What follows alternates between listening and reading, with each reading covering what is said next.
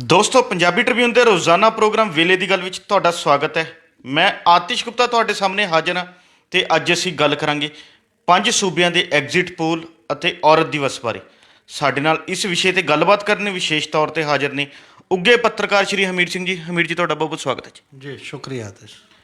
ਹਮੀਰ ਜੀ, ਸਾਲ 2022 'ਚ ਪੰਜ ਸੂਬਿਆਂ ਦੇ ਵਿੱਚ ਵਿਧਾਨ ਸਭਾ ਚੋਣਾਂ ਦਾ ਸਾਰਾ ਕੰਮਕਾਰ ਬੜੇ ਸ਼ਾਂਤਮਈ ਢੰਗ ਨਾਲ ਮੁਕੰਮਲ ਹੋ ਚੁੱਕਾ ਹੈ ਅਤੇ 10 ਮਾਰਚ ਨੂੰ ਵੋਟਾਂ ਦੀ ਗਿਣਤੀ ਹੋਣ ਜਾ ਰਹੀ ਹੈ, ਜਿਸ ਨੂੰ ਸਿਰਫ ਇੱਕ ਦਿਨ ਵਿੱਚ ਬਾਕੀ ਰਹਿ ਗਿਆ ਅਤੇ ਚੋਣਾਂ ਖਤਮ ਹੋਣ ਦੇ ਨਾਲ ਹੀ ਸਾਰੀ ਜਿਹੜੀ ਸਰਵੇ ਏਜੰਸੀਆਂ, ਨਿਊਜ਼ ਚੈਨਲਾਂ ਵੱਲੋਂ ਵੱਖ-ਵੱਖ ਤਰ੍ਹਾਂ ਦੇ ਐਗਜ਼ਿਟ ਪੋਲ ਪੇਸ਼ ਕੀਤੇ ਜਾ ਰਹੇ ਨੇ। ਕਿਸੇ ਵੱਲੋਂ ਕਿਸੇ ਪਾਰਟੀ ਨੂੰ ਜਿਹੜਾ ਉੱਪਰ ਦੱਸਿਆ ਜਾ ਰਿਹਾ ਅਤੇ ਦੂਜੇ ਚੈਨਲ ਵੱਲੋਂ ਦੂਜੀ ਨੂੰ। ਅਸੀਂ ਜਾਣਨਾ ਚਾਹਾਂਗੇ ਵੀ ਕਿ ਪੰਜਾਬ ਦੇ ਵਿੱਚ ਵੀ ਜਿਹੜਾ 20 ਫਰਵਰੀ ਨੂੰ ਚੋਣਾਂ ਦਾ ਕੰਮ ਮੁਕੰਮਲ ਹੋ ਕੇ ਹਟਿਆ, ਵੀ ਕਿ ਤੁਹਾਨੂੰ ਕੀ ਲੱਗਦਾ ਵੀ ਕਿ ਜਿਹੜੇ ਐਗਜ਼ਿਟ ਪੋਲ ਪੰਜਾਬ ਨੂੰ ਲੈ ਕੇ ਆ ਰਹੇ ਨੇ ਉਹ ਕਿੰਨੇ ਕੁ ਸਹੀ ਨੇ, ਜਾਂ ਉਹਨਾਂ 'ਚ ਕੀ ਸੱਚਾਈ ਹੈ, ਜਾਂ ਤੁਹਾਨੂੰ ਕੀ ਲੱਗਦਾ ਕੀ ਹੋ ਸਕਦਾ ਪੰਜਾਬ 'ਚ? ਅਸਲ ਦੇ ਵਿੱਚ ਚੋਣਾਂ ਤੋਂ ਪਹਿਲਾਂ ਐਗਜ਼ਿਟ ਪੋਲਾਂ ਰਾਹੀਂ ਜਾਣਨ ਦਾ ਮਤਲਬ ਚੋਣਾਂ ਤੋਂ ਬਾਅਦ ਪਹਿਲਾਂ ਓਪੀਨੀਅਨ ਪੋਲ ਵੀ ਚੱਲਦੇ ਰਹੇ ਨੇ। ਫਿਰ ਓਪੀਨੀਅਨ ਪੋਲ ਕਿਉਂਕਿ ਬਹੁਤ ਜ਼ਿਆਦਾ ਮੈਨੇਜਡ ਹੋ ਜਾਂਦੇ ਸੀ, ਹੌਲੀ ਹੌਲੀ ਇਲੈਕਸ਼ਨ ਕਮਿਸ਼ਨ ਨੇ ਉਹਦੇ 'ਤੇ ਪਾਬੰਦੀ ਲਾਤੀ ਹੈ ਕਿ ਨਹੀਂ, ਤੁਸੀਂ ਵੋਟਰਾਂ ਨੂੰ ਉਸ ਲੈਵਲ 'ਤੇ ਪ੍ਰਭਾਵਿਤ ਨਹੀਂ ਕਰ ਸਕਦੇ।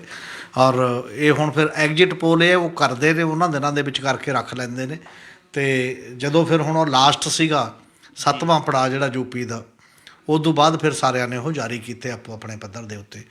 ਔਰ ਲੱਗਦਾ ਇਹ ਹੈ ਕਿ ਉਹ ਇੱਕ ਦੋ ਕੰਪਨੀਆਂ ਨੇ ਜਿਹੜੀਆਂ ਕੰਪਨੀਆਂ ਨੂੰ ਇਹ ਕੰਮ ਦੇ ਦਿੱਤਾ ਜਾਂਦਾ ਅਤੇ ਬਾਕੀ ਦੇ ਅਲਾਈ ਹੋ ਜਾਂਦੇ ਨੇ, ਉਹਦੇ ਨਾਲ ਸਹਿਯੋਗੀ ਹੋ ਜਾਂਦੇ ਨੇ TV ਚੈਨਲ ਜਿਹੜੇ ਐਗਜ਼ਿਟ ਪੋਲ ਚਲਾ ਰਹੇ ਨੇ ਜੀ।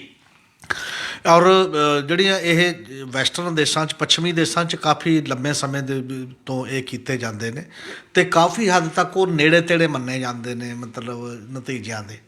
ਸਾਡੇ ਅਜੇ ਉਨਾ ਭਰੋਸੇਯੋਗਤਾ ਨਾਲ ਤਾਂ ਅਜੇ ਨਹੀਂ ਕੀਤੇ ਜਾਂਦੇ, ਕਿਉਂਕਿ ਸਾਡੇ ਇਹ ਜਿਹੜੇ ਰਿਜ਼ਲਟ ਆਉਂਦੇ ਨੇ, ਨਤੀਜੇ ਆਉਂਦੇ ਨੇ, ਬਹੁਤੀ ਵਾਰ ਕਾਫੀ ਹੱਦ ਤੱਕ ਇਹਦੇ ਤੋਂ ਦੂਰ ਹੁੰਦੇ ਨੇ, ਮਤਲਬ ਉਸ ਸੱਚਾਈ ਤੋਂ। ਕਿਉਂਕਿ ਉਸ ਪੱਧਰ ਦਾ ਜਿੰਨੀ ਸਾਇੰਟੀਫਿਕ ਤਰੀਕੇ ਦੇ ਨਾਲ ਉਹਦੀ ਯੋਜਨਾਬੰਦੀ ਚਾਹੀਦੀ ਹੈ, ਲੋਕਾਂ ਦਾ ਸੱਭਿਆਚਾਰਕ ਮੂਡ ਕੀ ਹੈ, ਲੋਕ ਕਿਸ ਤਰ੍ਹਾਂ ਦਾ, ਕੋਈ ਪੁੱਛਦਾ ਹੈ, ਕਦੋਂ ਕੋਈ ਦੱਸਦਾ ਹੈ। ਪਰ ਇਹ ਇਸ 'ਤੇ ਆਧਾਰਿਤ ਨੇ ਨੋਰਮਲੀ ਕਿ ਜਦੋਂ ਵੋਟ ਪਾ ਕੇ ਆ ਜਾਂਦਾ ਬੰਦਾ ਅਤੇ ਤੁਸੀਂ ਪੁੱਛਦੇ ਹੋ ਤਾਂ ਸ਼ਾਇਦ ਉਹ ਸੱਚ ਹੀ ਦੱਸਦਾ ਹੈ, ਉਸ ਕਿਸਮ ਦੀ ਗੱਲ ਹੁੰਦੀ ਹੈ। ਔਰ ਪੰਜਾਬ ਦਾ ਜੇਕਰ ਆਪਾਂ ਗੱਲ ਕਰਦੇ ਹਾਂ ਕਿ ਜੇਕਰ ਪਿਛਲੀ 2017 ਦੀ ਅਤੇ ਅੱਜ ਦੀ ਵੀ ਜੀ, ਇਸ ਸਰਵੇ ਦੇ ਵਿੱਚ ਬਿਲਕੁਲ ਕਲੀਅਰ ਕੱਟ ਮਤਲਬ ਵੱਡੀ ਗਿਣਤੀ ਦੇ ਵਿੱਚ ਜਿਹੜੇ ਇਹ ਨੇ ਐਗਜ਼ਿਟ ਪੋਲ, ਉਹ ਤਾਂ ਇੱਕ ਟਾਈਪ ਦੀ ਆਮ ਆਦਮੀ ਪਾਰਟੀ ਨੂੰ ਫੁੱਲ ਮੈਜੋਰਟੀ, ਨਾ ਕੇਵਲ ਫੁੱਲ ਮੈਜੋਰਟੀ ਬਲਕਿ ਮੇਰਾ ਖਿਆਲ ਹੈ ਜਿਹੜਾ ਕਈ ਤਾਂ ਜਿਹੜਾ ਦੇਸ਼ ਪੰਜਾਬ ਜਦੋਂ ਦਾ ਪੁਨਰਗਠਨ ਐਕਟ ਦੇ ਨਾਲ 1966 ਤੋਂ ਹੋਣ ਦੇ ਵਿੱਚ ਆਇਆ ਜੀ, ਕਦੇ ਵੀ ਉਨੀਆਂ ਸੀਟਾਂ ਕਿਸੇ ਵੀ ਪਾਰਟੀ ਨੂੰ ਨਹੀਂ ਆਏ। ਤਾਂ ਇੱਕ ਇਤਿਹਾਸਕ ਗੱਲ ਹੋਏਗੀ ਜੇ ਇੰਨੀਆਂ ਸੀਟਾਂ ਦੀ ਗੱਲ ਆਉਂਦੀ ਹੈ, ਕਿਉਂਕਿ 76 ਤੋਂ 90 ਜੀ, ਅਤੇ 70 ਤੋਂ 90 ਅਤੇ ਕਦੇ ਇੱਕ ਨੇ 100 ਹੀ ਦਿੱਤੀ ਹੈ ਕਿ 100 ਸੀਟ ਆ ਸਕਦੀ ਹੈ ਉਸ ਪੱਧਰ ਦੇ ਉੱਤੇ। ਸਾਡੇ ਐਬਨੋਰਮਲ ਅਸਧਾਰਨ ਹਾਲਾਤ ਤੋਂ ਬਾਅਦ ਜਿਹੜੀਆਂ ਚੋਣਾਂ ਹੋਈਆਂ ਨੇ, ਉੱਥੇ ਜੇ ਵੱਧ ਤੋਂ ਵੱਧ ਵੋਟਾਂ ਮਤਲਬ ਸੀਟਾਂ ਕਿਸੇ ਧਿਰਾਂ ਨੂੰ ਜਦੋਂ ਆਈਆਂ ਨੇ ਤਾਂ ਉਹ ਬਹੁਤ ਖਾਸ ਹਾਲਾਤ ਦੇ ਵਿੱਚ ਸੀ। ਜਿਵੇਂ 1992 ਦੇ ਵਿੱਚ ਜੇਕਰ ਪੰਜਾਬ ਦੀ ਆਪਾਂ ਗੱਲ ਕਰੀਏ, ਜਦੋਂ ਅਕਾਲੀ ਦਲ ਦੀ ਮੇਨ ਸਟ੍ਰੀਮ ਅਕਾਲੀ ਪਾਰਟੀ ਜਿਹੜੀ ਸੀ, ਖਾਸ ਤੌਰ 'ਤੇ ਉਹਦਾ ਬਾਈਕਾਟ ਸੀ ਜੀ, ਉਹਨੇ ਬਾਈਕਾਟ ਕਰਤਾ ਟੋਟਲੀ, ਉਹ ਨਹੀਂ ਸੀ ਇਸ ਦੇ ਵਿੱਚ। ਉਦੋਂ ਵੀ ਕਾਂਗਰਸ ਪਾਰਟੀ ਨੂੰ 87 ਸੀਟਾਂ ਆਈਆਂ ਸੀ, ਕਿਉਂਕਿ ਲਗਭਗ ਇੱਕ ਪਾਸੜੀ ਸੀ ਜਿਹੜਾ ਵੀ ਸਾਰਾ ਸੈਟਅਪ ਮੰਨਿਆ ਜਾ ਰਿਹਾ ਸੀ। ਅਤੇ ਉਹਦੇ 'ਚ ਵੀ ਕਈ ਆਜ਼ਾਦ ਆ ਗਏ, ਕੁਛ CPI ਨੂੰ ਆ ਗਏ। ਉਦੋਂ BSP ਨੌਨ ਮੈਂਬਰ ਲੈ ਕੇ ਮੁੱਖ ਵਿਰੋਧੀ ਧਿਰ ਬਣ ਗਈ ਸੀ ਉਹ ਸਾਰੇ ਸੈਟਅਪ ਦੇ ਵਿੱਚ। ਫਿਰ ਇੱਕ ਗੱਲ ਉਦੋਂ ਬਾਅਦ ਜਿਹੜੀ ਉਦੋਂ ਵੀ ਅਸਧਾਰਨ ਹਾਲਾਤ ਦੇ ਉਹੋ ਜਿਹੇ ਅਸਧਾਰਨ ਹਾਲਾਤ, ਉਦੋਂ ਪਹਿਲਾਂ ਦੀ ਗੱਲ ਕਰੀਏ 85 ਦੀ, 1985 'ਚ ਰਾਜੀਵ ਲੌਂਗੋਵਾਲ ਸਮਝੌਤਾ ਹੁੰਦਾ ਅਤੇ ਉਦੋਂ ਪਹਿਲਾਂ ਬਲਿਊ ਸਟਾਰ ਵੀ ਹੋ ਜਾਂਦਾ, ਇੰਦਰਾ ਗਾਂਧੀ ਦਾ ਕਤਲ ਵੀ ਹੋ ਜਾਂਦਾ, ਦਿੱਲੀ ਦੇ ਵਿੱਚ ਵੀ ਸਾਰਾ ਕੁਝ ਹੋ ਜਾਂਦਾ। ਉਹ ਸਾਰੇ ਤੋਂ ਬਾਅਦ ਇੱਕ ਇਲੈਕਸ਼ਨ ਹੁੰਦੀ ਹੈ ਇਹੋ ਜਿਹੇ ਬਨੋਰਮਲ ਹਾਲਾਤ 'ਚ। ਉਦੋਂ ਵੀ ਅਕਾਲੀ ਦਲ ਨੂੰ 73 ਸੀਟਾਂ ਆਉਂਦੀਆਂ ਨੇ ਅਤੇ ਕਾਂਗਰਸ 30-32 ਦੇ ਨੇੜੇ ਤੇੜੇ ਚਲੀ ਜਾਂਦੀ ਹੈ। ਉਹ ਸਾਰੇ ਮਾਹੌਲ ਦੇ ਵਿੱਚ ਵੀ ਬਾਕੀ ਹੋਰ ਲਿਜਾਂਦੇ ਨੇ, ਮਤਲਬ ਉਨੀਆਂ ਨਹੀਂ ਹੈਗੀਆਂ। ਔਰ ਉਦੋਂ ਵਿਚਾਰਧਾਰਕ ਵਖਰੇਵੇਂ ਸਪਸ਼ਟ ਦਿਖਾਈ ਦੇ ਰਹੇ ਹੁੰਦੇ ਨੇ। ਫਿਰ ਇੱਕ ਇਹੋ ਜਿਹਾ ਮਾਹੌਲ ਆਇਆ, ਲੰਮਾ ਸਮਾਂ ਖਾੜਕੂਬਾਦ ਦੇ ਦੌਰ ਰਹਿਣੇ ਤੋਂ ਬਾਅਦ ਪਹਿਲੀ ਇਲੈਕਸ਼ਨ ਜਿਹੜੀ ਆਈ ਉਹ 1997 ਦੀ ਆਈ। 1997 ਦੇ ਵਿੱਚ ਇਹ ਸੀ ਵੀ ਚਲੋ ਖਹਿੜਾ ਛੁੱਟੇਗਾ ਸ਼ਾਇਦ ਪੁਲਿਸ ਰਾਜ ਤੋਂ, ਪੁਲਿਸ ਬਹੁਤ ਤੰਗ ਕਰਦੀ ਸੀ, ਬਾਕੀ ਸੀ। ਤਾਂ ਉਦੋਂ ਇਹਨਾਂ ਨੂੰ ਦੋਨਾਂ ਨੇ ਰਲ ਕੇ ਜ਼ਰੂਰ ਲਈਆਂ ਨੇ। ਮਤਲਬ ਅਕਾਲੀ ਦਲ ਪਹਿਲੀ ਵਾਰ 75 ਸੀਟਾਂ 'ਤੇ ਗਿਆ ਅਤੇ 18 ਸੀਟਾਂ ਜਿਹੜੀਆਂ ਸੀ ਉਹ BJP ਲੈ ਕੇ ਗਈ। ਇਹਨਾਂ ਦਾ ਅਲਾਇੰਸ ਸੀ ਦੋਨਾਂ ਦਾ, ਮਤਲਬ ਉਹ ਅਲਾਇੰਸ ਨੂੰ ਜ਼ਿਆਦਾ ਸੀਟਾਂ ਉਸ ਲੈਵਲ 'ਤੇ ਮਿਲੀਆਂ ਸੀ। 14 ਕੇਵਲ ਕਾਂਗਰਸ 14 ਤੇ ਖੜ ਗਈ ਸੀ ਆ ਕੇ ਕੇਵਲ, ਜਿਹਦੀ ਪਹਿਲਾਂ ਸਰਕਾਰ ਚੱਲਦੀ ਹੈ। ਉਹੇ ਜਿਹੇ ਨਤੀਜੇ ਹੁਣ ਜਿਹੜੇ ਨਤੀਜੇ ਇਹੋ ਜਿਹੇ ਆਉਂਦੇ ਨੇ, ਇਹਦਾ ਮਤਲਬ ਪੰਜਾਬ ਦੇ ਲੋਕਾਂ ਦੇ ਦਿਮਾਗਾਂ ਦੇ ਵਿੱਚ ਫਿਰ ਉਹੀ ਜਿਹੇ ਅਸਧਾਰਨ ਹਾਲਾਤ ਵਰਗੇ ਹਾਲਾਤ ਹੋ ਗਏ ਨੇ। ਇਹੋ ਜਿਹਾ ਹੀ ਹੋ ਗਿਆ ਕਿ ਜਿਹੜੀਆਂ ਟਰੈਡੀਸ਼ਨਲ ਪਾਰਟੀਆਂ ਨੇ ਉਹਨਾਂ ਤੋਂ ਇੰਨਾ ਜ਼ਿਆਦਾ ਉਚਾਟ ਨੇ, ਜਿੱਡੇ ਉਹ ਵੱਡੇ ਮਾਹੌਲ ਦੇ ਵਿੱਚੋਂ ਗੁਜ਼ਰਦੇ ਸੀ ਜਦੋਂ, ਉਦੋਂ ਉਹਨਾਂ ਦੇ ਵਿੱਚ ਦਰਦ ਵੀ ਸੀ, ਬਹੁਤ ਜ਼ਿਆਦਾ ਕੀਮਤ ਵੀ ਦਿੱਤੀ ਗਈ, ਜਾਨੀ ਮਾਲੀ ਬੜੀਆਂ ਚੀਜ਼ਾਂ ਦੀ। ਕਿ ਉਸ ਤੋਂ ਬਾਅਦ ਹੁਣ ਇਹੋ ਜਿਹਾ ਮਾਹੌਲ ਬਣ ਗਿਆ ਕਿ ਨਤੀਜੇ ਇਹੋ ਜਿਹੇ ਆਉਣਗੇ ਜੀ। ਇੱਕ ਇਹ ਵੀ ਆਪਣੇ ਆਪ 'ਚੋਂ ਹੈ ਜੇ ਸਹੀ ਨੇ। ਕੁਝ ਦੋ ਸਰਵੇ ਜਿਹੜੇ ਇਹੋ ਜਿਹੇ, ਦੋ ਐਗਜ਼ਿਟ ਪੋਲ ਇਹੋ ਜਿਹੇ ਵੀ ਨੇ ਜਿਹੜੇ ਥੋੜ੍ਹਾ ਨੇੜੇ ਲੈ ਕੇ ਜਾਂਦੇ, ਮਤਲਬ 51 ਤੋਂ 61 ਦਿੰਦਾ ਇੱਕ, ਅਤੇ ਇੱਕ 56 ਤੋਂ 61 ਦਿੰਦਾ ਹੈ ਆਮ ਆਦਮੀ ਪਾਰਟੀ ਨੂੰ। ਅਤੇ ਸੈਕੰਡ ਸਭ ਦੇ ਵਿੱਚ ਹੀ ਇੱਕ ਤਰਤੀਬ ਜ਼ਰੂਰ ਹੈ ਕਿ ਸੈਕੰਡ ਪਾਰਟੀ ਦੇ ਤੌਰ 'ਤੇ ਕਾਂਗਰਸ, ਅਕਾਲੀ ਥਰਡ ਹੀ ਰਹੇ ਨੇ ਜੀ, ਤੀਜੇ ਨੰਬਰ ਦੇ ਉੱਤੇ ਹੀ ਨੇ। ਅਕਾਲੀ ਦਲ ਨੂੰ 2017 'ਚ ਆਪਣੇ ਇਤਿਹਾਸ ਦੀਆਂ ਸਭ ਤੋਂ ਘੱਟ ਸੀਟਾਂ ਮਿਲੀਆਂ, 15 ਸੀਟਾਂ 'ਤੇ ਉਹਨਾਂ ਨੂੰ ਸਿਮਟਣਾ ਪਿਆ। ਔਰ ਐਤਕੀ ਉਹਨਾਂ ਨੂੰ ਲੱਗਦਾ ਸੀ ਕਿ ਅਸੀਂ ਦੁਬਾਰਾ ਰਿਵਾਈਵ ਕਰਾਂਗੇ, ਦੁਬਾਰਾ ਉਸ ਪਾਸੇ ਵੱਲ ਆਵਾਂਗੇ। ਔਰ ਕਾਂਗਰਸ ਨੇ ਟਰਾਈ ਕੀਤੀ ਚੰਨੀ ਦੇ ਰਾਹੀਂ ਤੇ ਬਦਲ ਕੇ ਦਲਿਤ ਵੋਟ ਸਾਨੂੰ ਮਿਲੇ, ਬਾਕੀ ਦੀਆਂ ਚੀਜ਼ਾਂ ਹੋਰ ਸਾਰੀਆਂ ਸੀਗੀਆਂ, ਉਹ ਸਾਰੀਆਂ ਦੇ ਰਾਹੀਂ ਕਿ ਦੁਬਾਰਾ ਅਸੀਂ ਆ ਸਕਦੇ ਹਾਂ। ਔਰ ਉਹ ਵੱਡਾ ਇੱਕ ਕਿਸਾਨ ਅੰਦੋਲਨ ਵੀ ਹੋ ਚੁੱਕਿਆ ਸੀ, ਉਹਦੇ ਪ੍ਰਭਾਵਾਂ ਨੂੰ ਵੀ ਦੇਖ ਰਹੇ ਸੀ ਸਾਰੇ ਦੇ ਸਾਰੇ ਜਿਹੜੇ ਲੋਕ ਨੇ ਕਿ ਕੀ ਪ੍ਰਭਾਵ ਪਏਗਾ ਉਸ ਪੱਧਰ ਦੇ ਉੱਤੇ। ਔਰ ਇਸ ਸਾਰੇ ਮਾਹੌਲ ਦੇ ਵਿੱਚੋਂ ਲੱਗਦਾ ਇਹ ਸੀ ਫਿਰ ਕਈ ਫੈਕਟਰ ਹੋਰ ਵੀ ਆਏ ਜੇ ਲੋਕ ਜਿਨ੍ਹਾਂ ਨੂੰ ਬਾਚ ਰਹੇ ਸੀ, ਚਾਹੇ ਉਹ ਦੀਪ ਸਿੱਧੂ ਦੀ ਮੌਤ ਦਾ ਫੈਕਟਰ ਸੀ, ਚਾਹੇ ਉਹ ਰਾਮ ਰਹੀਮ ਨੂੰ ਛਡਾ ਕੇ ਪੈਰੋਲ ਦੇ ਉੱਤੇ Z+ ਦੇ ਕੇ ਅਤੇ ਉਸ ਤੋਂ ਬਾਅਦ ਉਹਦੀਆਂ ਵੋਟਾਂ ਕਿਸ ਪਾਸੇ ਵੱਲ ਜਾ ਰਹੀਆਂ ਨੇ, ਉਹਨਾਂ ਦਾ ਵੀ ਇੱਕ ਫੈਕਟਰ ਸੀ। ਕਿੰਨੇ ਫੈਕਟਰ ਇਹੋ ਜਿਹੇ ਸੀ ਜਿਹਦੇ 'ਚ ਜਿੰਨੀਆਂ ਰਿਪੋਰਟਿੰਗ ਸਾਈਡ ਦੀਆਂ ਕੈਲਕੂਲੇਸ਼ਨਾਂ ਸੀ ਜੀ, ਉਹ ਇੱਥੇ ਨਹੀਂ ਜਾਂਦੀਆਂ ਘੱਟੋ ਘੱਟ ਜਿੱਥੇ ਐਗਜ਼ਿਟ ਪੋਲ ਲੈ ਕੇ ਜਾਂਦੇ ਨੇ ਉਸ ਪੱਧਰ ਦੇ ਉੱਤੇ। ਦੂਜੀ ਗੱਲ, ਲੋਕਾਂ ਨੂੰ ਡਾਊਟ ਇਹ ਵੀ ਇੱਕ ਨਜ਼ਰ ਆ ਰਿਹਾ ਹੈ, ਮਤਲਬ ਐਗਜ਼ਿਟ ਪੋਲ 'ਤੇ ਯਕੀਨ ਮੇਰਾ ਖਿਆਲ ਹੈ ਆਮ ਆਦਮੀ ਪਾਰਟੀ ਨੂੰ ਖੁਦ ਨੂੰ ਵੀ ਨਹੀਂ ਹੈ ਹਜੇ ਤੱਕ ਤਾਂ ਇੰਨਾ, ਤਾਂ ਉਹਨਾਂ ਨੂੰ ਇੰਨਾ ਕੁ ਲੱਗਦਾ ਸੀ ਕਿ ਆਪਾਂ ਸਰਕਾਰ ਬਣਾਵਾਂਗੇ।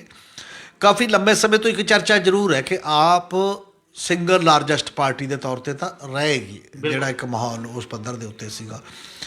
ਅਤੇ ਹੁਣ ਜੇਕਰ ਮੁਕਾਬਲਾ ਕਰਦੇ ਹਾਂ ਕਿ ਇਹਨੂੰ ਨਾ ਮੰਨਣ ਦੀ ਕੀ ਤੁਹਾਡੇ ਕੋਲ ਕੋਈ ਮਤਲਬ ਗੁੰਜਾਇਸ਼ ਹੈ, ਜਦੋਂ ਤੁਹਾਡੇ ਸਾਹਮਣੇ ਆਏ ਨੇ ਅਤੇ ਇਹ ਸਾਰੀਆਂ ਚੀਜ਼ਾਂ ਹੈ ਨੇ, ਉਹਨਾਂ ਚਿਰ ਜਿੰਨਾ ਚਿਰ ਗਿਣਤੀ ਨਹੀਂ ਹੋ ਜਾਂਦੀ ਉਹਨੂੰ ਤੁਸੀਂ ਨਾ ਮੰਨਣ ਦੀ ਗੱਲ ਵੀ ਕੀ ਕਰ ਸਕਦੇ ਹੋ ਅਤੇ ਮੰਨਣ ਦੀ ਗੱਲ ਵੀ ਕੀ ਕਰ ਸਕਦੇ ਹੋ, ਕਿਉਂਕਿ ਆਫਟਰ ਆਲ ਵੋਟਾਂ ਤਾਂ ਮਸ਼ੀਨ 'ਚੋਂ ਨਿਕਲ ਕੇ ਗਿਣੀਆਂ ਜਾਣੀਆਂ ਨੇ, ਅਸਲੀਅਤ ਇਹ ਹੈ।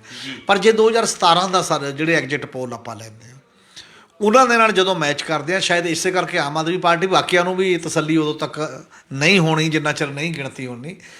ਉਹਦੇ 'ਚ ਇੱਕ ਕੇਵਲ ਦੇ ਰਿਹਾ ਸੀ ABP ਵੋਟਰ ਸਰਵੇ ਜਿਹੜਾ ਸੀ, ਉਹ ਆਪ ਨੂੰ ਕਲੀਅਰ ਕੱਟ ਇੱਕ ਲੈਵਲ ਦੀ ਮੈਜੋਰਿਟੀ, ਮਤਲਬ ਜਿਵੇਂ 51 ਚੋਂ 60-61 ਤੱਕ ਦੇ ਦਿਓ ਜੀ, ਔਰ 60-61 ਦੇ ਤੱਕ ਜੇਕਰ ਆਉਂਦੀਆਂ ਨੇ ਤਾਂ 59 ਚਾਹੀਦੀਆਂ ਨੇ, ਮਤਲਬ ਮੈਜੋਰਿਟੀ ਦੇ ਵਾਸਤੇ। ਬਾਕੀ ਦਾ ਇੱਕ ਦੇ ਰਿਹਾ ਸੀ ਦੋਨਾਂ ਨੂੰ 55-55, ਕਾਂਗਰਸ ਤੇ ਆਪ ਨੂੰ। ਇੱਕ ਦੇ ਰਿਹਾ ਸੀ ਦੋਨਾਂ ਨੂੰ 54-54, ਆਪ ਤੇ ਕਾਂਗਰਸ ਨੂੰ। ਅਕਾਲੀ ਦਲ ਨੂੰ ਤਾਂ ਕੋਈ ਇੱਕ ਦੇ ਰਿਹਾ ਸੀ, ਕੋਈ 7-13 ਤੋਂ ਕੋਈ ਨਹੀਂ ਸੀ ਵੱਧ ਰਿਹਾ, ਕੇਵਲ ਇੱਕ ਤੋਂ ਬਿਨਾਂ ਜੀ, ਕਿ ਅਕਾਲੀ ਦਲ ਨੂੰ ਇੰਨੀਆਂ ਕੋਈ ਆਉਣਗੀਆਂ ਉਸ ਸਮੇਂ ਜਿਹੜਾ ਸੈਟਅਪ ਸੀ। ਔਰ ਖੁਦ ਮੇਰਾ ਖਿਆਲ ਕਾਂਗਰਸ ਨੂੰ ਵੀ ਨਹੀਂ ਸੀ ਇਹ ਲੱਗ ਰਿਹਾ ਕਿ ਨਤੀਜੇ ਇਹ ਆਉਣਗੇ।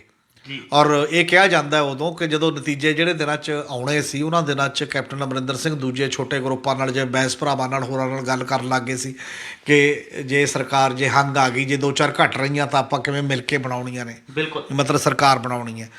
ਪਰ ਉਹ 77 ਸੀਟਾਂ ਤੱਕ ਚਲੀ ਗਈ, ਮਤਲਬ ਕੇਸ ਲੈਵਲ ਦਾ ਅੰਡਰ ਕਰੰਟ ਜਿਹੜਾ ਚੱਲਿਆ ਉਸ ਮਾਮਲੇ ਦੇ ਵਿੱਚ ਕਾਂਗਰਸ ਨੂੰ 77 ਸੀਟਾਂ ਮਿਲੀਆਂ ਅਤੇ ਆਪ ਅਤੇ ਬੈਂਸ ਭਰਾ 22 ਤੱਕ ਰਹਿ ਗਏ, 20 ਆਪ ਅਤੇ 2 ਬੈਂਸ ਭਰਾ ਤੱਕ ਰਹਿ ਗਏ। ਇਸ ਲਈ ਉਹ ਨਤੀਜੇ ਵੀ ਉਹਨਾਂ ਘੱਟੋ ਘੱਟ ਜਿਹੜੇ ਇਹ ਸਰਵੇ ਸੀ ਜਾਂ ਜਿਹੜਾ ਐਗਜ਼ਿਟ ਪੋਲ ਸੀ ਇਹਦੇ ਤੋਂ ਬਿਲਕੁਲ ਅਲੱਗ ਟਾਈਪ ਦੇ ਦਿਖਾਈ ਦਿੱਤੇ।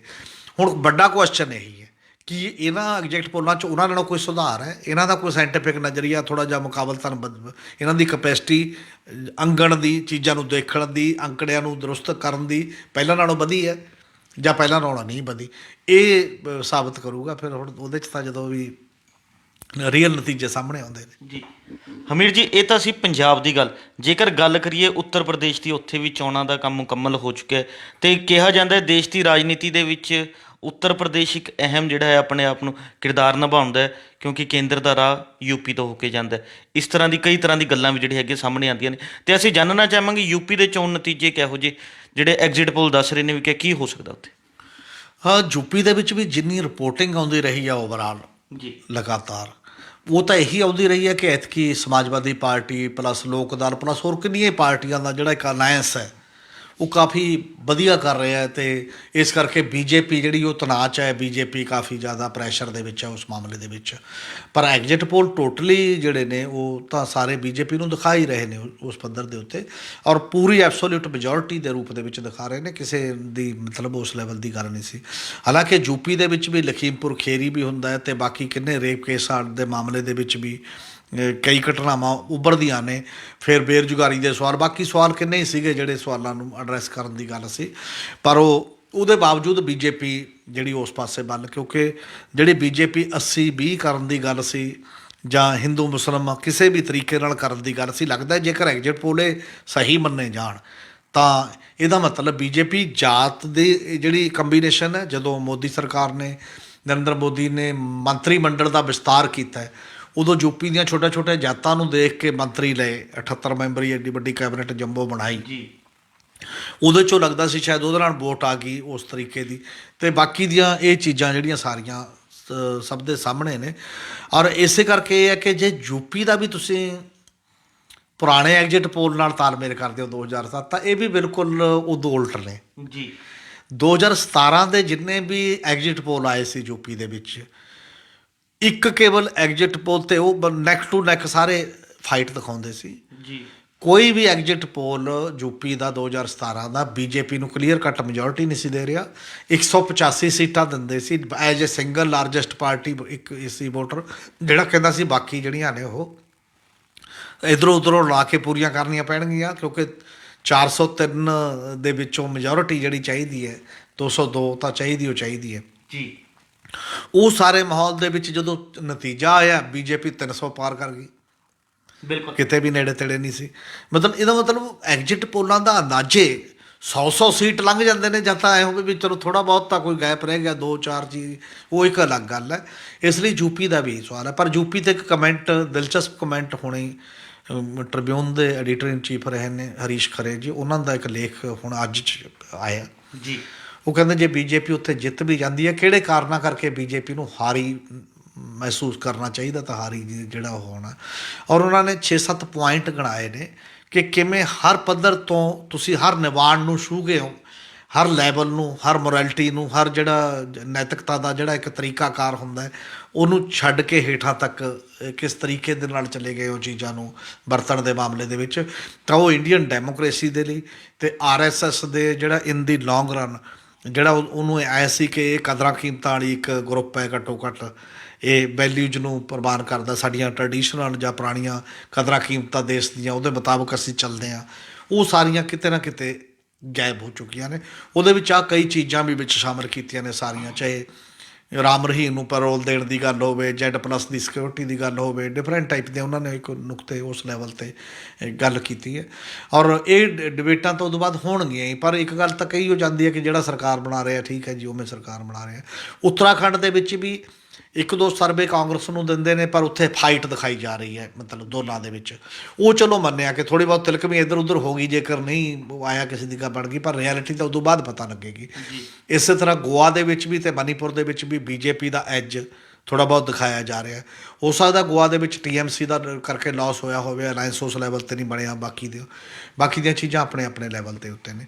ਪਰ ਔਨ ਦੀ ਹੋਲ ਜਦੋਂ ਅਸੀਂ ਐਗਜ਼ਿਟ ਪੋਲ ਦੀ ਭਰੋਸੇਯੋਗਤਾ ਦੀ ਗੱਲ ਕਰਦੇ ਹਾਂ ਜੀ, ਇਹ ਸਾਬਤ ਕਰਨ ਦਾ ਕੁਐਸਚਨ ਹੈ। ਹੁਣ ਪਿਛਲੇ ਸਮਿਆਂ ਦੇ ਵਿੱਚ ਉਹ ਬਹੁਤ ਭਰੋਸੇਯੋਗ ਨਹੀਂ ਰਹੀ।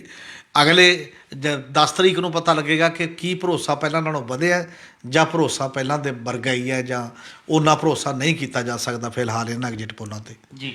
ਹਮੀਰ ਜੀ, ਇਹ ਤਾਂ ਸੀ ਐਗਜ਼ਿਟ ਪੋਲਾਂ ਦੀ ਗੱਲ। ਜੇਕਰ ਅੱਜ ਦੇਖੀਏ ਤਾਂ ਔਰਤ ਦਿਵਸ ਹੈ, ਦੇਸ਼ ਭਰ ਦੇ ਵਿੱਚ ਜਿਹੜਾ ਹੈਗਾ ਔਰਤ ਦਿਵਸ ਮਨਾਇਆ ਜਾ ਰਿਹਾ, ਵੱਖ-ਵੱਖ ਤਰ੍ਹਾਂ ਵੱਖ-ਵੱਖ ਢੰਗ ਤਰੀਕਿਆਂ ਨਾਲ ਹਰ ਕੋਈ ਜਿਹੜਾ ਹੈਗਾ ਇਸ ਦਿਨ ਨੂੰ ਮਨਾ ਰਿਹਾ। ਅਸੀਂ ਜਾਣਨਾ ਚਾਹਾਂਗੇ ਇਸ ਦਿਨ ਦੇ ਪਿੱਛੇ ਮਕਸਦ ਕੀ ਨੇ, ਅਤੇ ਕਿੱਥੇ ਕਿਵੇਂ ਜਿਹੜਾ ਹੈਗਾ ਅੱਜ ਦਾ ਦਿਹਾੜਾ ਮਨਾਇਆ ਗਿਆ। ਅਸਲ ਦੇ ਵਿੱਚ ਇਹ ਹੈ ਕਿ ਹਰ ਟਾਈਪ ਦਾ ਜਿਹੜਾ ਅੱਜ ਦਾ ਉਹ ਸੀ, ਉਹ ਜੈਂਡਰ ਇਕੁਐਲਿਟੀ ਦਾ ਸਵਾਲ ਹੈ, ਲਿੰਗਕ ਬਰਾਬਰੀ ਦੇ ਮਾਮਲੇ ਦੇ ਤੌਰ 'ਤੇ ਮਨਾਇਆ ਜਾਂਦਾ। ਅਤੇ ਇਹਨੂੰ ਸਸਟੇਨੇਬਲ ਕਿਵੇਂ ਬਣਾਉਣਾ, ਟਿਕਾਊ ਕਿਵੇਂ ਬਣਾਉਣਾ, ਇਹਦੇ 'ਤੇ ਇੱਕ ਇਤਿਹਾਸਕ ਪੜਾਅ ਹੈ ਜਿਹੜਾ ਵਿਕਾਸ ਦਾ। ਵਿਕਾਸ ਦੇ ਇਤਿਹਾਸਕ ਪੜਾਅ ਦੇ ਵਿੱਚ ਜਿਹੜੀ ਦੁਨੀਆ ਦੀ ਅੱਧੀ ਆਬਾਦੀ ਹੈ, ਜਿਹੜੀ ਬਰਾਬਰ ਦੀ ਇਨਸਾਨੀਅਤ ਦੀ ਗੱਲ ਹੈ ਕਿ ਔਰਤ ਅਤੇ ਮਰਦ ਬਰਾਬਰ ਨੇ, ਫਲਾਨਾ ਜੇ ਵੋ ਹੈ, ਪਰ ਵੱਖ-ਵੱਖ ਜ਼ਿੰਦਗੀ ਦੇ ਸੋਭਿਆਂ ਦੇ ਵਿੱਚ ਉਹ ਕਿਸੇ ਨਾ ਕਿਸੇ ਤਰੀਕੇ ਨਾਲ ਨਜ਼ਰਅੰਦਾਜ਼ ਹੋ ਗਈ ਹੈ। ਜੇ ਜਾਇਦਾਦ ਦੀ ਮਾਲਕੀ ਦੇ ਐਂਗਲ ਤੋਂ ਦੇਖਦੇ ਹੋ, ਵੱਡੀਆਂ ਨੌਕਰੀਆਂ ਦੇ ਐਂਗਲ ਤੋਂ ਦੇਖਦੇ ਹੋ, ਫੈਸਲੇ ਲੈਣ ਦੀ ਪ੍ਰਕਿਰਿਆ ਦੇ ਐਂਗਲ ਤੋਂ ਦੇਖਦੇ ਹੋ, ਉਹ ਸਾਰੀਆਂ ਪੱਖਾਂ ਦੇ ਉੱਤੋਂ ਜਿਹੜੀ ਇਕਨੋਮਿਕ ਐਕਟੀਵਿਟੀ ਹੈ। ਇਸੇ ਤਰ੍ਹਾਂ ਪੋਲੀਟੀਕਲ ਐਕਟੀਵਿਟੀ ਦੇ ਤੌਰ 'ਤੇ ਦੇਖਦੇ ਹੋ, ਸਿਆਸੀ ਤੌਰ 'ਤੇ ਜਿਹੜੀਆਂ ਪਾਰਲੀਮੈਂਟਾਂ ਦੇਸ਼ਾਂ ਦੀਆਂ, ਅਸੈਂਬਲੀਆਂ ਜਾਂ ਹੇਠਲੇ ਲੈਵਲ ਦੀਆਂ ਪੰਚਾਇਤਾਂ ਤੋਂ ਲੈ ਕੇ ਵੱਖ-ਵੱਖ ਟਾਈਪ ਦਾ ਉਹ ਵੀ ਹੈ।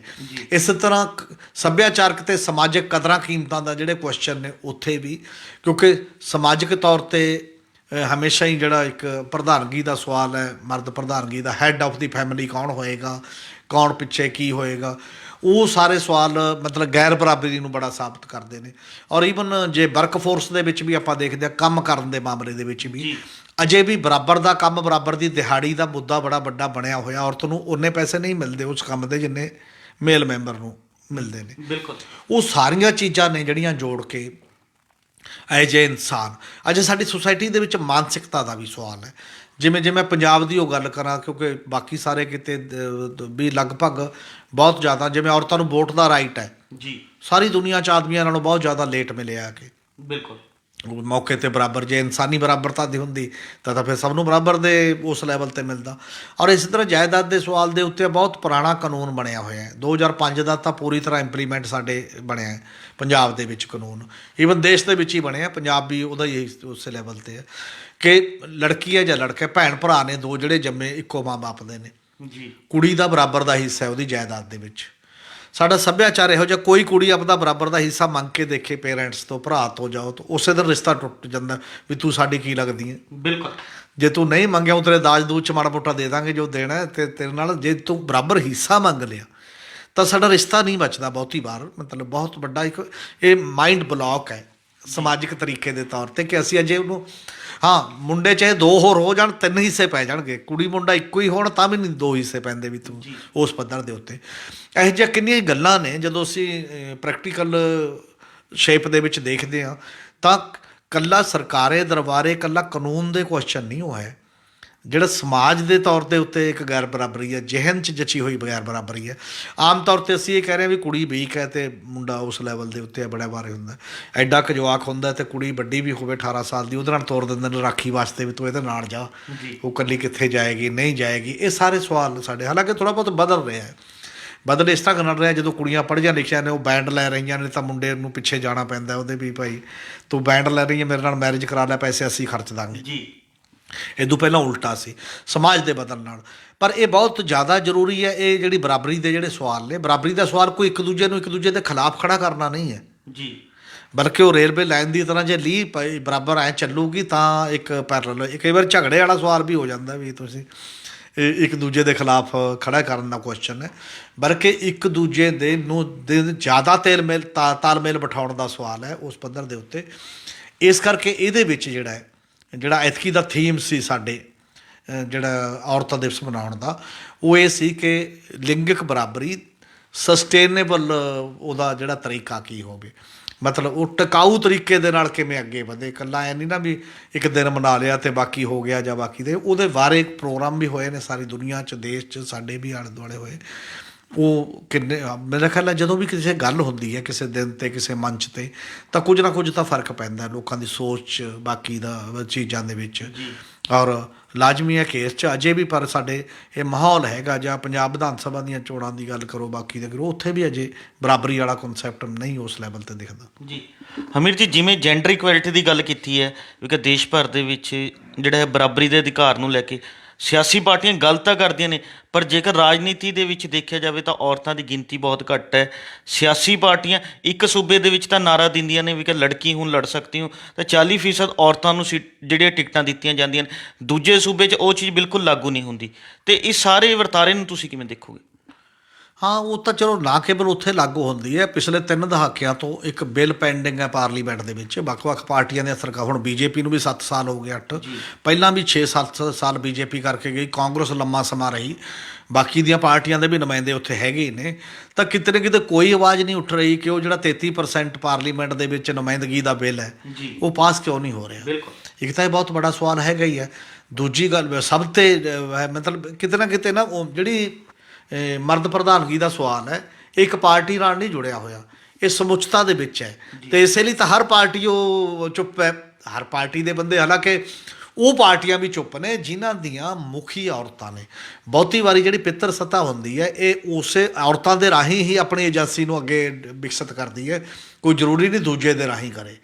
ਜਿਵੇਂ ਕਾਂਗਰਸ ਦੀ ਪ੍ਰਧਾਨ ਤਾਂ ਕਾਫੀ ਲੰਮੇ ਸਮੇਂ ਤੋਂ ਸੋਨੀਆ ਗਾਂਧੀ ਵੀ ਨੇ, ਮਮਤਾ ਬੈਨਰਜੀ ਵੀ ਆਪਣੀ ਪਾਰਟੀ ਦੇ ਪ੍ਰਧਾਨ ਹੈਗੇ ਨੇ, ਮਾਇਆਵਤੀ BSP ਦੀ ਸੁਪਰੀਮੋ ਨੇ, ਉਸੇ ਪੱਧਰ ਦੇ ਉੱਤੇ ਨੇ। ਔਰ ਕਿੰਨੀ ਦੇਰ ਪਹਿਲਾਂ ਜੈਲਲਤਾ ਰਹੇ DMK ਦੇ, ਜਦੋਂ ਉਹ ਨਹੀਂ ਸੀ ਉਸ ਪੱਧਰ ਦੇ ਉੱਤੇ। ਮਹਿਬੂਬਾ ਮੁਫਤੀ ਆਪਦੀ ਪਾਰਟੀ ਦੀ ਮੁਖੀ ਹੈ ਬੜੀ, ਉਸ ਤੋਂ ਕਿੰਨੀਆਂ ਹੀ ਔਰਤਾਂ ਜਿਹੜੀਆਂ ਨੇ ਉਹ ਆਪੋ ਆਪਣੀ ਪਾਰਟੀਆਂ ਦੀਆਂ ਮੁਖੀ ਵੀ ਨੇ। ਪਰ ਫਿਰ ਵੀ ਇੱਕ ਜਿਹੜਾ ਹੀਆ ਹੁੰਦਾ ਉਹ ਨਹੀਂ ਪੈਦਾ ਹੋ ਰਿਹਾ। ਹੁਣ ਐਤਕੀ ਪੰਜਾਬ ਦੇ ਵਿੱਚ ਤੁਸੀਂ ਦੇਖੋ, ਪਹਿਲਾਂ ਨਾਲੋਂ ਵੀ ਘੱਟ ਟਿਕਟਾਂ ਦਿੱਤੀਆਂ ਗਈਆਂ ਨੇ ਔਰਤਾਂ ਦੀ ਵਿਧਾਨ ਸਭਾ 'ਚ ਜਿਹੜੀ ਸ਼ਮੂਲੀਅਤ ਹੈ। ਜੇ ਗੱਲ ਕਰੋ ਵੀ ਕਿਉਂ ਘੱਟ ਦਿੰਦੇ ਹੋ, ਉਹ ਕਹਿੰਦੇ ਵਿਨੇਬਿਲਟੀ ਨਹੀਂ, ਜਿੱਤ ਦੀ ਕਪੈਸਿਟੀ। ਜੇ ਸਾਰੇ ਹੀ ਰਲ ਕੇ ਦੇ ਦੋਗੇ ਉਹਨਾਂ ਦੀ ਵਿਨੇਬਿਲਟੀ ਬਰਾਬਰ ਜਿਹੀ ਰਹੂਗੀ ਨਾ। ਜੇ ਉਹਨਾਂ ਦੇ ਦੋਗੇ ਫਿਰ ਵਿਨੇਬਿਲਟੀ ਬਣਨੀ ਕਦੋਂ ਹੈ, ਜੇ ਮੌਕਾ ਹੀ ਨਹੀਂ ਦਿਓਗੇ। ਜੇ ਕਿਸੇ ਨੂੰ ਖੇਡਣ ਦਾ, ਕਿਸੇ ਖੇਡ 'ਚ ਮੌਕਾ ਹੀ ਨਹੀਂ ਦਿਓਗੇ ਤਾਂ ਉੱਥੇ ਜਿੱਤਣ ਦੀ ਪੋਜੀਸ਼ਨ 'ਚ ਆਊ ਕਿਵੇਂ? ਇਹ ਤਾਂ ਇੱਕ ਇਹੋ ਜਿਹਾ ਦਲੀਲ ਹੈ ਜਿਹੜੀ ਐ ਮੂਹਰੇ ਖੜੀ ਹੈ ਵੀ ਇਹ ਕਦੇ ਨਹੀਂ ਆਉਣੀ, ਇਸ ਲਈ ਆਪਾਂ ਕਦੇ ਦੇਣੀ ਨਹੀਂ। ਇਹ ਇੱਕ ਬੜਾ ਵੱਡਾ ਸਵਾਲ ਹੈ। ਇਸ ਤਰੀਕੇ ਦੇ ਨਾਲ ਤੁਸੀਂ ਦੇਖ ਲਓ ਕਿ ਵੱਖ-ਵੱਖ ਸੂਬਿਆਂ 'ਚ ਵੀ ਹੈ, ਪੰਜਾਬ 'ਚ ਵੀ ਹੈ। ਪੰਚਾਇਤੀ ਰਾਜ ਤੇ ਜਿਹੜੀਆਂ ਲੋਕਲ ਬਾਡੀ ਦੇ ਵਿੱਚ 50% ਰਿਜ਼ਰਵੇਸ਼ਨ ਹੈ ਹੁਣ। ਔਰਤਾਂ ਚੁਣੀਆਂ ਜਾਂਦੀਆਂ ਨੇ, ਪੰਚ, ਸਰਪੰਚ, ਨਗਰ ਪਾਲਿਕਾ ਦੇ, ਈਵਨ ਮੇਅਰ ਵੀ ਤੇ ਪ੍ਰਧਾਨ ਵੀ। ਪਰ ਕਿੰਨੀਆਂ ਔਰਤਾਂ ਨੂੰ ਅਸੀਂ ਇਸ ਸਮਰੱਥ ਬਣਾਇਆ ਕਿ ਜਾਂ ਅਸੀਂ ਇਹੋ ਜਿਹਾ ਮੌਕਾ ਦੇ ਰਹੇ ਹਾਂ ਜਾਂ ਇਹੋ ਜਿਹਾ ਮਾਹੌਲ ਬਣਾ ਰਹੇ ਹਾਂ ਕਿ ਆਪਣੇ ਆਪ ਸਰਪੰਚੀ ਕਰੇ, ਆਪਣੇ ਆਪ ਮੇਅਰ ਹੀ, ਆਪਣੇ ਆਪ MC ਦੇ ਫੈਸਲੇ ਕਰੇ। ਉਹਨਾਂ ਦੇ ਪਤੀ ਕਰਦੇ ਨੇ, ਉਹਨਾਂ ਦੇ ਬੇਟੇ ਕਰਦੇ ਨੇ, ਉਹਨਾਂ ਦੇ ਕੋਈ ਹੋਰ ਦਿਓਰ ਜੇਠ ਮਤਲਬ ਮੇਲ ਮੈਂਬਰ ਕਰਦੇ ਨੇ। ਉਹਨਾਂ ਨੂੰ ਉਹ ਮੌਕਾ ਨਹੀਂ ਜਿਹੜਾ ਉਸ ਲੈਵਲ 'ਤੇ। ਇਸੇ ਤਰ੍ਹਾਂ ਜਿੰਨੇ ਕਲੱਬ ਬਣਦੇ ਨੇ, ਸਾਡੇ ਸਭਾ ਸੁਸਾਇਟੀਆਂ ਬਣਦੀਆਂ ਨੇ, ਉਹਨਾਂ ਕਲੱਬਾਂ 'ਚ ਔਰਤਾਂ ਕਿੰਨੀਆਂ ਕੁ ਪ੍ਰਧਾਨ ਨੇ, ਕਿੰਨੀਆਂ ਕੁ ਨੁਮਾਇੰਦਗੀ ਹੈ ਉਹਨਾਂ 'ਚ, ਕਿੰਨੀਆਂ ਕੁ NGOs ਦੇ ਵਿੱਚ ਹੈ। ਉਹ ਸਾਰੀਆਂ ਗੱਲਾਂ 'ਤੇ ਅਸਰ ਅੰਦਾਜ਼ ਹੁੰਦਾ। ਇਸ ਲਈ ਸਮਾਜਿਕ ਤਬਦੀਲੀ ਜਿਹੜੀ ਹੈ, ਸਮਾਜਿਕ ਬਰਾਬਰੀ ਹੈ, ਉਹ ਵੱਖ-ਵੱਖ ਸੂਬਿਆਂ ਦੇ ਵਿੱਚ ਜਿੰਨੀਆਂ ਵੀ ਡਿਸਪੈਰਿਟੀਜ਼ ਨੇ, ਜਿੰਨੀਆਂ ਵੀ ਵਖਰੇਵੇਂ ਨੇ, ਉਹਨਾਂ ਵਖਰੇਵਿਆਂ ਨੂੰ ਠੀਕ ਕਿਵੇਂ ਕੀਤਾ ਜਾਏ। ਅੱਜ ਦਾ ਦਿਨ ਇਸ ਕਰਕੇ ਹੈ ਕਿ ਉਹ ਸਾਰੇ ਪਾਸੇ ਡਿਸਕਸ ਹੋਵੇ, ਚਰਚਾ ਹੋਵੇ। ਚਰਚਾ ਕਰਨ ਦੇ ਨਾਲ ਤੁਹਾਡੀਆਂ ਕਮਜ਼ੋਰੀਆਂ ਸਾਹਮਣੇ ਆਉਂਦੀਆਂ ਨੇ ਔਰ ਉਹ ਕਮਜ਼ੋਰੀਆਂ ਨੂੰ ਦੂਰ ਕਰਨ ਦਾ ਮੌਕਾ ਮਿਲਦਾ ਹੈ ਅਤੇ ਸਮਾਜ ਦੀ ਬਿਹਤਰੀ ਦੇ ਵਾਲੇ ਪਾਸੇ ਬੰਦਾ ਜਾਣ ਦੇ ਵਾਲੇ ਪਾਸੇ ਇੱਕ ਹੋਰ ਕਦਮ ਅੱਗੇ ਵਧਾ ਸਕਦਾ ਹੈ। ਇਸ ਕਰਕੇ ਔਰਤ ਦਿਵਸ ਦੀ ਮਹੱਤਤਾ ਅੱਜ ਦੇ ਦਿਨ 'ਚ ਮੰਨੀ ਜਾਣੀ ਹੈ। ਇਹ ਸਨ ਸਾਡੇ ਸੀਨੀਅਰ ਪੱਤਰਕਾਰ ਸ਼੍ਰੀ ਹਮੀਰ ਸਿੰਘ ਜੀ, ਜਿਨ੍ਹਾਂ ਨੇ ਆਪਣੇ ਵਡਮੁੱਲੇ ਵਿਚਾਰ ਸਾਡੇ ਨਾਲ ਸਾਂਝੇ ਕੀਤੇ। ਕੱਲ੍ਹ ਨੂੰ ਇਸੇ ਸਮੇਂ ਇੱਕ ਨਵੇਂ ਮੁੱਦੇ ਦੇ ਨਾਲ ਫਿਰ ਮਿਲਾਂਗੇ ਪ੍ਰੋਗਰਾਮ ਵੇਲੇ ਦੀ ਗੱਲ ਵਿੱਚ। ਧੰਨਵਾਦ।